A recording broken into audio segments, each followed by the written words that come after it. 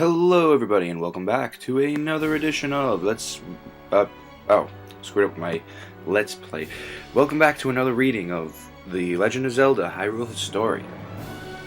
Okay, so yeah. What was I gonna say? Wow, I really screwed up this intro. Okay. Hello everyone and welcome back to another reading of The Legend of Zelda Hyrule Historia. And today we will begin with the next chapter in this book, The History of Hyrule, a Chronology. This is where we're going to go over the timeline of the Legend of Zelda series. Before I begin though, I would like to start with a little rant on the timeline. A lot of people have a beef with the timeline. And honestly, I think that's such a big load. I just want to get this out of my system. I don't know if I said this in my first reading. I probably wasn't really all aware of it, but as time went on, everyone just hates the timeline. Look, I get it. It wasn't what... Honestly, I just think... Yeah, I get it. It wasn't what people wanted or had in mind. I see this all the time. People get this idea of what they want it to be, and when it's not, they just go all ape butt about it. Ape poop about it. And honestly, I just think that's so dumb. You get all this talk about, oh, this is stupid, why is this here, why is that there, and even Link Between Worlds, everyone's raising an eyebrow where it is. I mean, personally, I have a theory of another place Link Between Worlds can go. But, you know, honestly, it's Nintendo's call. Nintendo created these games, and honestly, why are people questioning the timeline that Nintendo made when Nintendo makes the games? I think they have a right to say what place each game goes into. They didn't even care about a timeline for a while. They just made games, but people were begging for it. It's like, come on, we want that timeline. And Nintendo said, you know what? It's 25 years of Zelda. These fans deserve a timeline. And they give it, and the man's like, what is this? This is crap. What were you thinking? And I just think that's the dumbest thing. Why people have to argue with the creators of the game on where their timeline... It's like if you argue what order the Harry Potter books go in. I think the author knows. I mean, I'm just saying. I just wanted to get that off my chest, really. Look, are there problems with the timeline? Yes. But I personally think, and this I did say in the first read-through, I personally think that they did the best job they could, and it worked out just fine.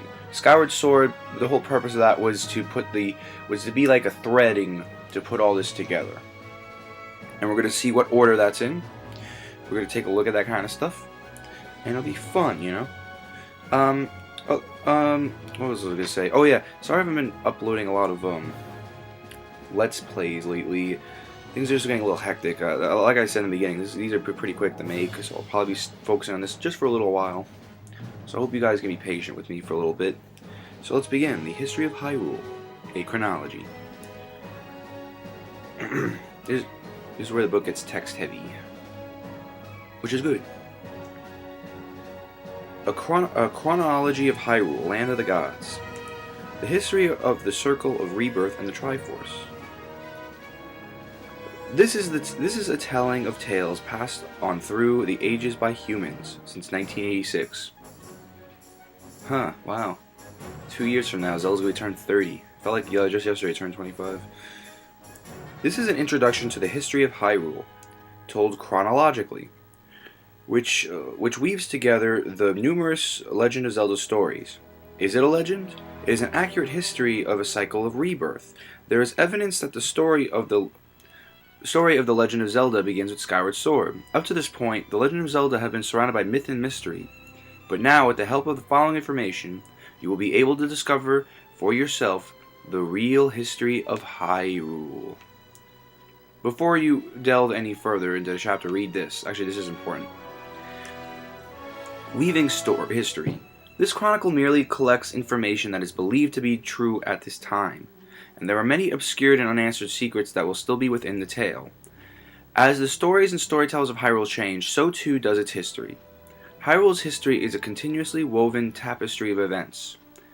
Changes that seem inconsequential, disregard without even a shrug, could evolve at some time point to hatch new legends and perhaps change the tapestry of history itself, which I like because it'll give the writers more ideas.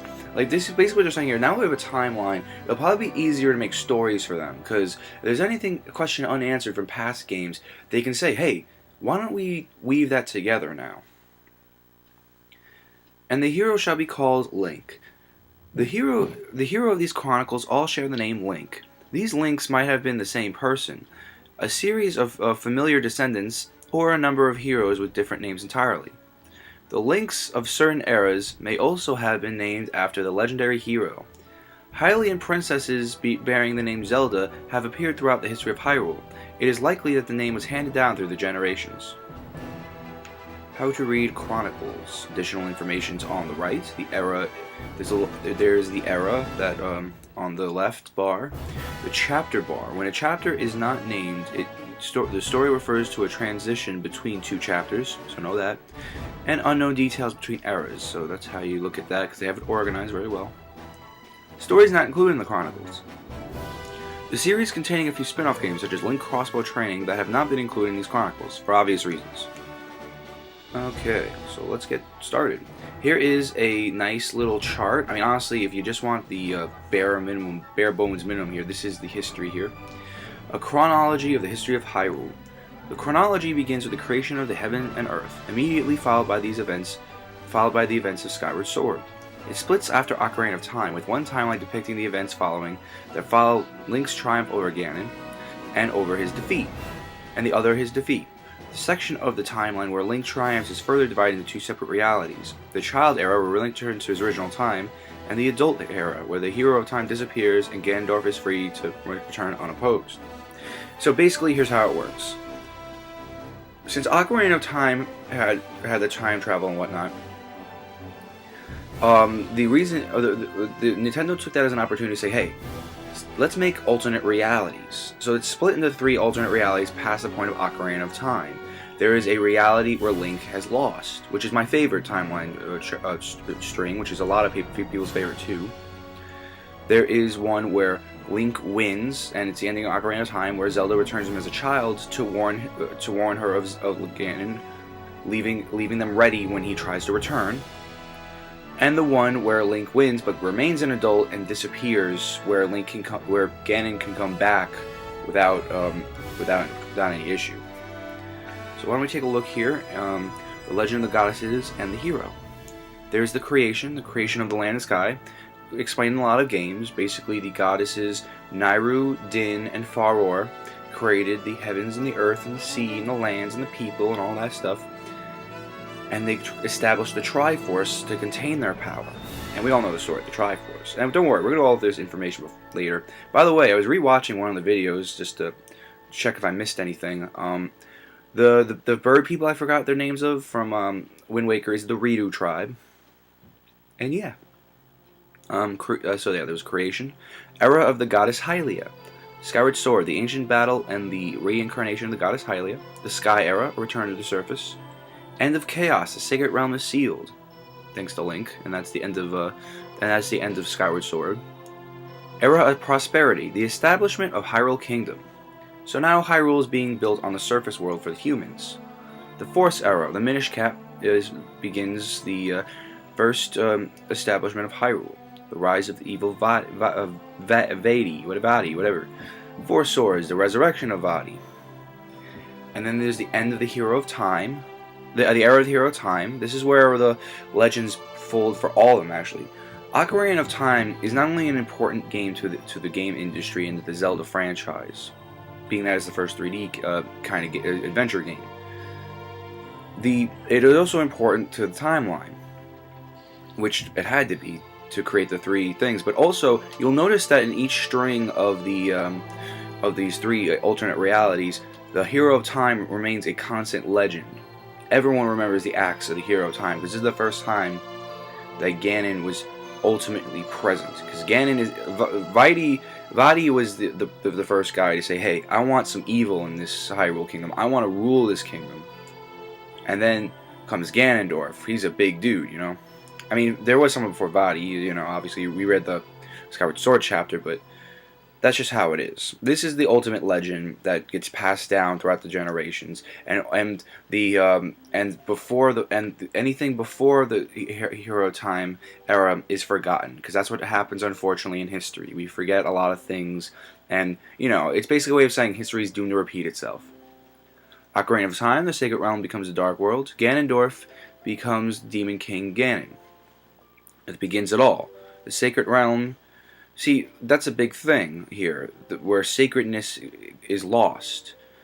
And in fact, you find that in a lot of adventure tales from times like this, including like Avatar or Avatar: The Last Airbender, I should say, or what else? Or even The Link Between Worlds puts a big thing on that, where sacredness is lost, where the consequences are dire. And the Legend of Korra looked at that too, if I may mention that, and it's cool. Alright, so let's start with the first timeline. This is my favorite. This is also the one, I'll tell you now, where Link Between Worlds is located. So, the decline of the hero and the last hero. The imprisoning war. Era of the light and dark. This is the time where the heroes have to battle it out. Where the hero Link has to battle it out and make sure the Dark World returns to the Sacred Realm, which hasn't been done yet. The imprisoning war. A Link to the Past, the Resurrection of Ganon. Oracle of Ages and Oracle of Seasons, the Resurrection of Ganon. Link's Awakening. The Golden Era. That's where Ganon, because the era of Light and Dark has been settled and Ganon has been gone once again. The Monarchs of Hyrule use of the Triforce. So yeah, that's pretty much Link after his training here in Link's Awakening. He had a training session. Which was why he was out to sea and got lost in the Link's Awakening. Link's Awakening is pretty much a big distraction. Right here, the Monarchs use the Triforce. That is Link Between Worlds, this little missing era in the Golden Era. I'll do a lot more detail than that, but just know for now, this is where the Link Between Worlds is located. Which makes sense, because it's a sequel to Link to the Past. Let's see. End of the Decline. The Tragedy of Princess Zelda I. The Legend of Zelda. And these are the first two NES titles. The Resurrection of Ganon. The Legend of Zelda of Link. The Resurrection of Ganon is prevented. And you never know what will happen afterwards. Because in the final adventure of Link is the end of this timeline for now. Because Link prevented another Resurrection of Ganon. Because if you notice, since Ganon keeps winning, he keeps getting resurrected. And the Dark World, the Sacred Realm's gone, the Dark World returns. Because it's Ganon's world. He rules the Dark World now.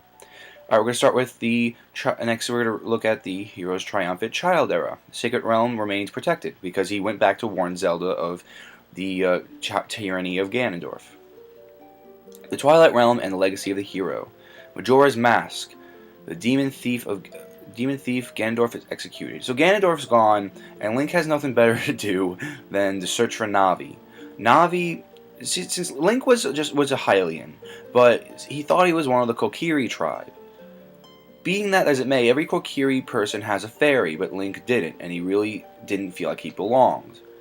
I mean, honestly, Majora's Mask was made in a year, in all reality, and was just using the models and whatnot, but that was the point. Link went out to search for Navi, and instead he got tricked by the Skull Kid. He got too far in the Forever Forest, and he got tricked by the Skull Kid into going into the realm. The Demon Thief Ganondorf is executed. Then Twilight Princess happens, which, I'm glad I read this again. For some reason, I kept thinking the Twilight Princess in the second, but that's really stupid, though. The Shadow Invasion. This is when Ganondorf, instead of using the Dark World, since there is no Dark World, the Sacred Realm is still intact, he uses the Twilight World, which is in between. There's a lot of, Zelda does serve its purpose in a multiverse kind of thing, which I think is really cool. And that is during the Twilight Era, and then the Shadow Era. And again, there is no Dark World, so... Four Swords Adventure, the reincarnation of Ganondorf, the resurrection of Vaidhi. So Vaidhi's coming back, and Ganondorf's being reincarnated. Cause it's just one final attempt, because this is the Child Era is the fully successful end of Ganon. That's why Ganondorf is omnipresent in this one, as well as this one, in his attempt to become Ganon once again, and take over the Sacred Realm. Because if you can take over the Sacred Realm, well, that's like the spirit world, you're a god. And that's during the Shadow Era. Yeah, so instead of using the Dark World, he uses Twilight and Shadows. Similar stuff, but it's different. Adult Era, Ganondorf is sealed, but he's not warned, so he can still return at any time, which he did in the Era without a hero. Ganondorf is resurrected. Hyrule is sealed and then flooded. Now, I think they should make a game at that point. I think that would be interesting with the Era without a hero. I think they can make a game, maybe even starring. This is probably going way out there, but maybe even starring Princess Zelda or Impa even. I would like to see that because I would like to see how Ganondorf took over the world before Wind Waker. Why did the Earth get flooded? I mean, it does explain in the book, but it does say Ganondorf just resurrected and he took over the place. I'd like to know a little more about that. Era of the Great Sea, the Wind Waker, Ganondorf is resurrected, and which leads into Phantom Hourglass, which is a split in between to the Era of the Great Voyage. New continent discovered. A new Hyrule Kingdom is founded. Again, I would like a game. Actually, I think there's a lot of arguments on where the if Hyrule Warriors is canon. I personally think that if it is going to be canon, they should put it in a new Hyrule Kingdom is founded area right before Spirit Tracks. Why, you ask? Because Hyrule is being newly made and resurrected as a kingdom and well established, but maybe people are trying to take it over, and it doesn't have to be Ganondorf. It could be a whole new villain, and he's just taking control, promising Stalfoses and Octoroks and all these guys that they get to be part of this kingdom, that riches and wealth, and they'll make the humans their slaves or something. That's just my opinion. I think that'd be really cool, though.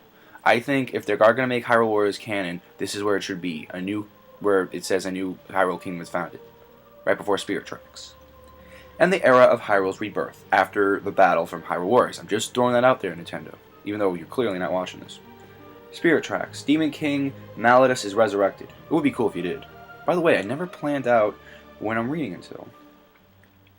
I guess I'll read until page. It's probably gonna kill me. Let me see.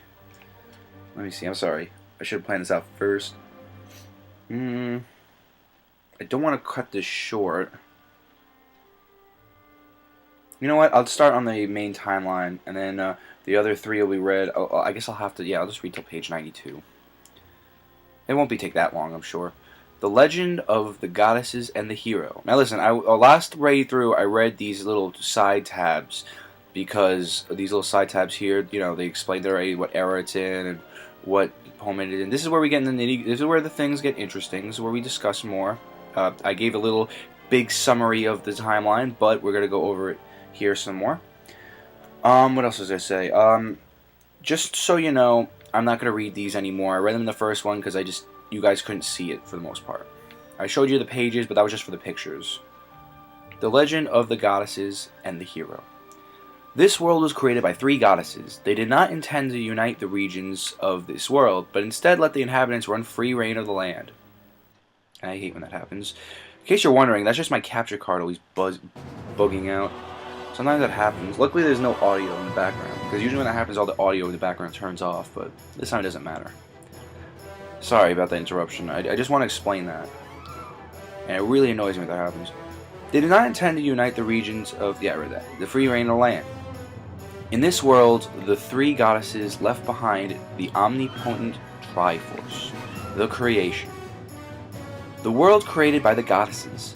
This world was created by three goddesses during a time of chaos. Din, the goddess of power, created the land. Nayru, the goddess of wisdom, created order. Faror, the goddess of courage, created diverse inhabitants. Upon leaving the world, the goddesses left behind the Triforce, three golden triangles. It is said any wish of the possessor of the Triforce desires will come true, which we actually finally got to see in Link Between Worlds, where we actually got to see that in action. The legacy of the gods, the Triforce. The golden goddesses departed from the world they created and left the Triforce in care of the goddess Hylia. It is unknown why the Triforce was left behind. All the three goddesses, Din, Nayru, and Faror, each left a crest behind. Each of these symbols, the crest of power, wisdom, and courage, can be found in a location related to its respective goddesses, the crest of Din, the crest of Nayru, and the crest of Faror. The omnipotent Triforce. The Triforce grants wishes to those who touch it. Since the Triforce does not distinguish between good or evil, It allows both good and bad wishes. A strong heart, innate ability, and balance of these three virtues, power, wisdom, and courage, are required to be granted a wish. If one who does not possess the balance of the three virtues touches the Triforce, the three pieces split apart. The finder is left with the piece that personifies what he or she values most. The order of the two pieces will appear on the lands of two individuals chosen by the will of the goddesses. One must reunite the three pieces to obtain true power. The three goddesses and the statue of the Triforce. You see, that's why Link always collects the Triforce, why it always splits, because people, namely Ganondorf or Vidi or any other villain out there, they don't have that balance. So what ends up happening is no balance, no wish, and instead the Triforce splits apart. And every resurrection of Ganon, I'm sure he tries. He finds the Triforce like, ooh yay, make a wish, but then it splits apart. That's why he wants to steal and find Zelda and Link's piece of the Triforce. So he doesn't really have the balance, but he has the Triforce within him, because these three beings are the human reincarnation of each piece of the Triforce. Zelda is the ultimate wisdom, Ganondorf is the ultimate power, but being that he has no wisdom or courage to back him up, his power is weak and evil, and Link's has the ultimate courage. The Ancient Battle. The goddesses Hylia and the Ancient Battle. Oh, by the way, I was thinking about it. I think we're gonna end. Let me see the next page. I want to end in a better place because I don't want to take too long in each section. This is a little more heavier than the other parts. We'll read through the Sky Era. That's how I think I'll do it. Okay, I just want to make that clear. The goddess Hylia and the Ancient Battle. During the era of the goddess Hylia, many demons arose in the pursuit of the Triforce. The leader Demise and the Demon King tried to take over the world with his evil powers. After the battle against the demonic forces, Hylia gathered the humans who had survived along with the Triforce onto a plot of land and sent it into the sky. She positioned a heavy barrier of clouds between the island and the sky and the land below to protect the humans and the Triforce. The goddess and the remaining tribes on the surface battled for their lives against Demise. They were victorious, and they sealed him away. The Demon King Demise. The goddess Hylia and the surface tribes. See, that's where we get the picture in the beginning of the book from. Sealed in the land of the goddesses. The land was saved, but sealed kept the Demon King imprisoned was weak. In an attempt to destroy Demise, the goddess Hylia tried to use the power of the Triforce. However, a goddess cannot wield its power because, only mortals need, they need the balance and all that. Thus, the goddess Hylia decided to renounce her divinity and be reborn as a human. With Hylia's passing, the Impa of the Sheikah tribe was entrusted with watching over the sealed prison of the Demon King until she returned. Yes indeedy. Demise. It is said that Demise, the most evil of all evil, who commands enough power to destroy the world, appears in each era and looks different to each person who sees him. His ultimate goal is to obtain the Triforce and take over the land with his demonic minions. That's interesting. So I wonder what that entails when he says he appears in each era.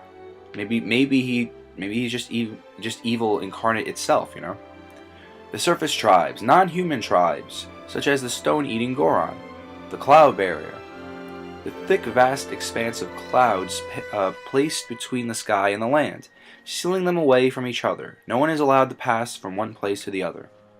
The Sheikah tribe, one of the tribes that serve the goddess Hylia. They are blithe individuals chosen by the goddess to watch over the sealed Demon King. The role is passed on from one generation to the next. That makes me think. Is Impa always a Sheikah? Because she doesn't seem to be so. Something to think about, wrapping around your head. I mean, in Ocarina of Time, they say the Sheikah is disappearing, which goes into the fact that the sacredness is disappearing. Like the Sheikahs are becoming extinct. I guess that was also because of Ganon and his minions, but at the same time, you can see that that Impa's, the Sheikah tribe, might be a connection to how sacred people are at the time within the Hyrule, within the games, within each game. The land of Hylia, the center of the world, where the temple of Hylia was built. This is where the goddess Hylia gathered the surviving humans onto a plot of land and set them into the sky.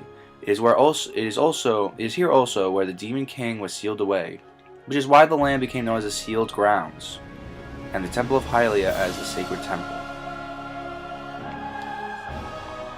Okay, Skyloft and the Legend of the Goddess. The plot of land Hylia sent into the sky became known as the Isle of the Goddess. The Isle of the Goddess in the sky, where the surviving humans dwell, became known as Skyloft. There the humans live with the guardian birds known as loftwings, given to them by Hylia. Only a few individuals on the surface knew the existence of the goddess in Skyloft.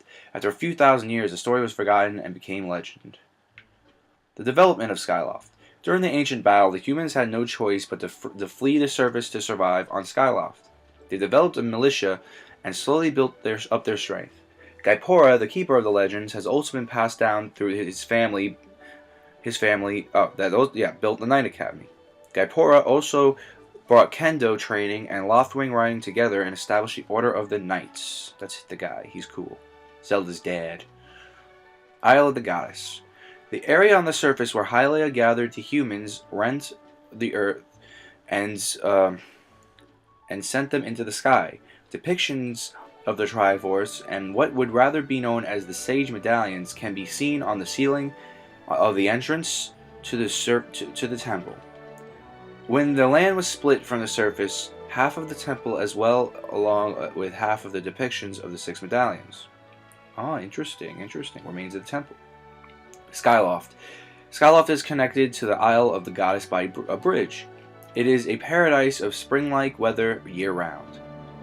The Legend Keepers. The Keepers of the Legends protect the secrecy of the ancient documents about the surface and the Goddess Sword, which is located in the statue of the goddess. The Alphabet. These characters date back to the time when the goddess Hylia was governing the land. They can be found on the pedestal of the statue of the goddess and on various buildings on the surface. They are ancient and are now impossible to interpret. But there is a newer form of the alphabet that they made later on. These they don't give a translation. They're probably just chicken scratches, you know. Okay. The goddess Hylia's reincarnation. As the sealed demise, the Demon King went to weaken, a human girl was born. The girl was named Zelda, and she was the goddess Hylia reincarnated. Zelda grew up to be a beautiful woman, who was chosen to play the role of the goddess for the wing ceremony at the Knight Academy. Skillfully handling his rare Crimson Loftwing, Link was victorious in his year's wing ceremony, and so won the honor of performing the ceremony of the goddess opposite Zelda. They like each other. Demon Lord Girahim. Around the same time, Demise sent his follower Girahim to the surface, where Girahim gave himself the title of Lord. Through the secret plotting and scheming, he unleashed the demon hordes on the land in an attempt to find the goddess and resurrect the Demon King Demise. Girahim finally found Zelda in the sky.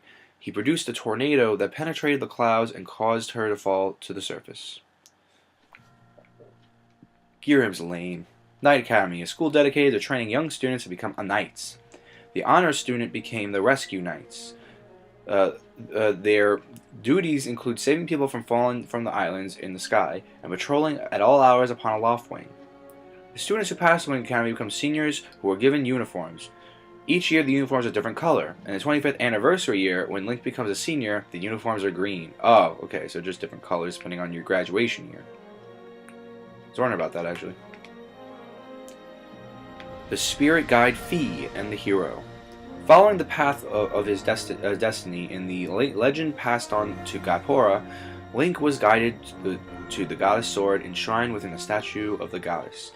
In order to find Zelda, Link was escorted by Fi, the spirit of the sword, down to the lands of legend.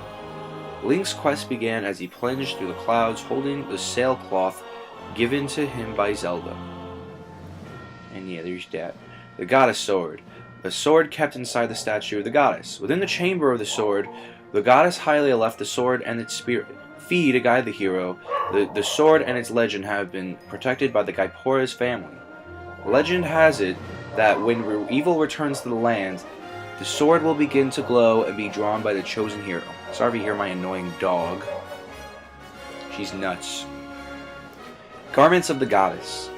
The same white dress the goddess Hylia wore, it has been told the harp also belonged to the goddess. The old woman, right there she is, right on the left. She has been the protector of the sealed temple for thousands of years. She is actually the same Impa that saved Zelda, but of this era. Okay, Link and the Goddess Sword. Looks very nice, very nice. Zelda, just after the fall. The old woman. A pilgrimage of self-discovery. After her fall from the heavens, Zelda, now on the surface, was rescued by an old woman.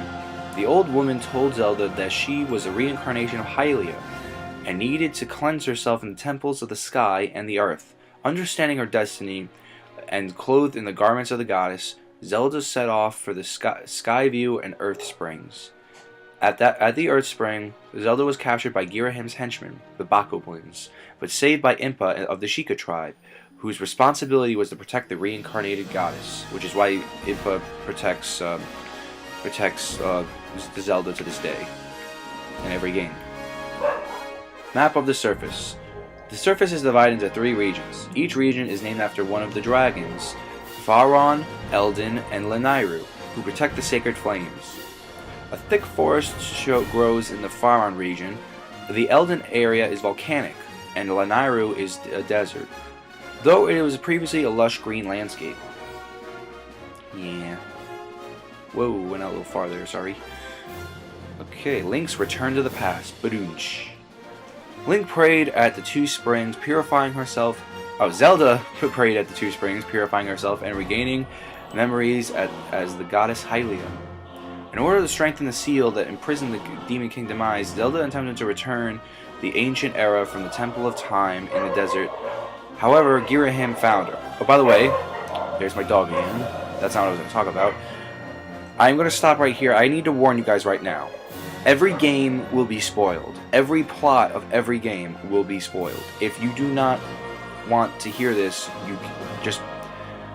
I don't know what to say. Everything from this point until the creative footprint section of this book will be spoilers. I just want to warn you, we didn't really go into very big spoilery sections here, but everything will be spoiled. If you want to play the game without worrying about anything being spoiled for you, I would just stop right here.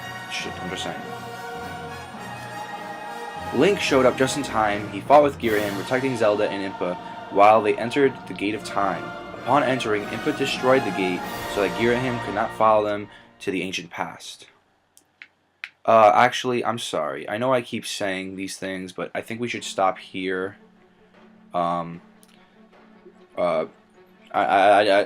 don't want these videos going for too long. I just noticed the time. Like I said, I'm making these videos as they go. So, this is already a lot more organized, though, than my first read-through, that's for sure. Link becomes a true hero. The other gate of time located at the sealed temple was broken. As the seals holding the imprisoned began to break, Link and his comrade Groose held the monster back. All the while, Link continued with his task of tempering the goddess's sword in the sacred flames of the golden goddess. So tongue-tied today. Imbued with this immense sacred power of the Force, the goddess sword was transformed into the Master Sword to reactivate the Gate of Time. Link pointed his skyward sword, charging with energy and readying it for a skyward strike. A brief encounter. After passing through the Gate of Time, this is the ending of Skyward Sword. After passing through the Gate of Time, and Impa arrived at the sealed grounds of the ancient past, Link, using the sacred gate, followed them there. Zelda told Link that in order to strengthen the seal imprisoning Demise, she must slumber in the sealed temple. The surface became stable, and Skyloft flourished. Thousands of years pass. Zelda falls asleep. The 2 springs. When Zelda purifies her body in Skyview Spring and Earth Spring, dedicating her prayers to the statue of the goddess, her memory of being Hylia returns. Zelda praying. Groose, a young man of Skyloft who comes down the surface looking for Zelda. Force, the sacred power of the gods, gave to the world. It is the breath of life itself. Skyward Strike. the power collected by pointing the skyward sword. When the goddess sword becomes the master sword, its powers are enchanted and it emits great light, the power to repel evil. Alright, and next time we're gonna... Actually, you know what? Let me just read this last little tiny bit of the Sky Era, since we're here. You know, it's about to go into the thousands of years ago, the in-between chapters. Oh wait, no, there's more of the Sky Era. Okay, let me read this little bit before we get to the thousands of years ago thing. The destruction of Demise. After returning of his own era, Link found the legendary Triforce.